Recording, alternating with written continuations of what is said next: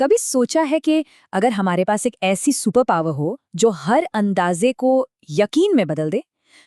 सच तो ये है कि ये पावर हम सबके पास है और हम इसका इस्तेमाल रोज करते हैं। ये है दुनिया माप की, यानी मेजरमेंट की।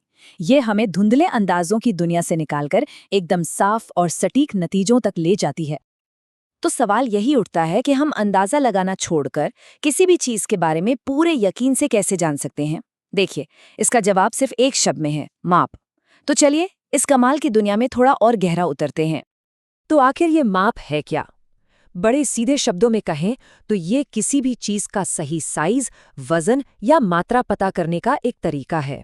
समझिए कि ये वो जरिया है जो हमारी दुनिया में क्लैरिटी लाता है और हर तरह के कंफ्यूजन को दूर कर देता है। चलिए शुरुआत उन चीज़ों से करते हैं जिन्हें हम छू सकते हैं, देख सकते हैं। यानी हम समझेंगे लंबाई, वजन और धारिता को, जिसे कैपेसिटी भी कहते हैं। लंबाई शायद सबसे बेसिक माप है। ये हमें बस इतना बताती है कि कोई चीज़ कितनी लंबी है या कितनी छोटी, चाहे वो एक नन्ही सी पेंसिल हो या फिर एक लंबी सड़क। अब लंबाई मापने के लिए हमारे पास दो मेन स्टैंडर्ड यूनिट्स हैं। जो लंबी चीजें होती हैं, मान लीजिए किसी कमरे की दीवार, उसके लिए हम मीटर यूज करते हैं। और जो छोटी चीजें हैं, जैसे ये कोई किताब हो गई, उसके लिए सेंटीमीटर काम आता है। और इन दोनों के बीच का कनेक्शन बहुत ही सिंपल है। 1 मीटर में पूरे 100 सेंटीमीटर होते हैं। बस यही एक रिश्ता हमें बड़े और छोटे मापों के बीच आसानी से हिसाब किताब करने में मदद करता है। ठीक है, अब बात करते हैं वजन की। वजन से हमें ये पता चलता है कि कोई चीज उठाने में कितनी भारी या हल्की महसूस होने वाली है। इसके लिए भी दो बहुत कॉमन यूनिट्स हैं। भारी चीजों के लिए, जैसे चावल की बोरी हो या सब्जियां, हम किलोग्राम का इस्तेमाल करते हैं। और जो चीजें बहुत हल्की होती हैं, जैसे मसाले या एक पेपर क्लिप, उन्हें हम ग्राम में मापते हैं। यहाँ जो नंबर याद रखना है वो है 1000। 1 किलोग्राम में ठीक 1000 ग्राम होते हैं। वजन को ठीक से समझने के लिए ये जानना बहुत बहुत जरूरी है। कभी कभी सोचना मुश्किल होता है कि 1 ग्राम आखिर कितना होता है। तो इसे ऐसे समझिए, एक छोटी सी पेपर क्लिप का वजन लगभग 1 ग्राम होता है। अब देखिए, ये कॉन्सेप्ट एकदम साफ हो गया है ना?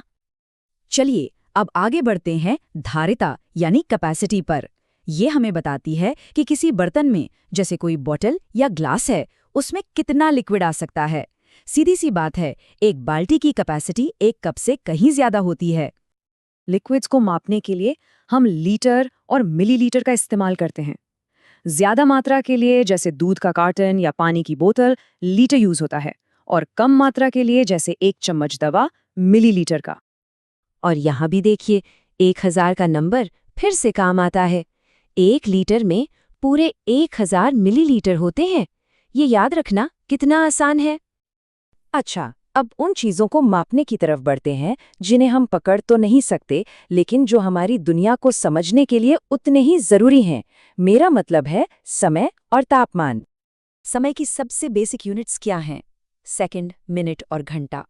ये तो हम सब जानते ही हैं कि 60 सेकंड मिलकर 1 मिनट बनाते हैं और 60 मिनट मिलकर 1 घंटा। यही तो हमारे पूरे दिन का ढांचा तैयार करते हैं।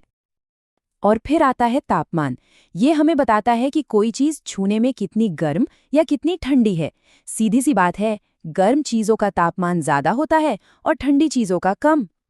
सेल्सियस स्केल पर कुछ बातें याद रखना बड़ा आसान है। जैसे पानी 0 डिग्री पर बर्फ बन जाता है। हमारे शरीर का नॉर्मल टेम्परेचर लगभग 37 डिग्री होता है और पानी 100 डिग्री पर उबलने लगता है। ये नंबर्स हमें टेम्परेचर के स्केल का एक अच्छा अंदाजा देते हैं। अब हम इस पूरी चर्चा के सबसे जरूरी हिस्से पर आ गए हैं।